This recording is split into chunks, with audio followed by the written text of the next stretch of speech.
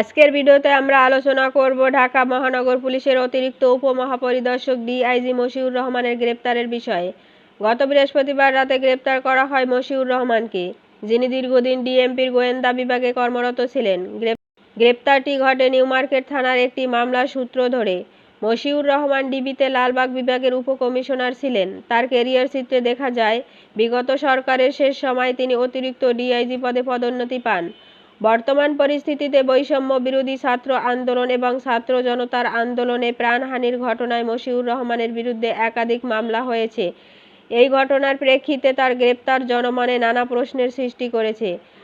৫ আগস্টের ছাত্র জনতার অভ্যুত্থানে আওয়ামী লীগ সরকারের পতন ঘটে এবং ৮ আগস্ট অন্তর্বর্তী সরকার গঠিত হয়।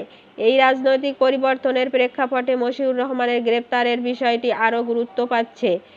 এখন দেখার বিষয় হবে, এই ঘটনার পর পুলিশ বাহিনীর উপর জনসমর্থন কিভাবে প্রভাবিত হয়।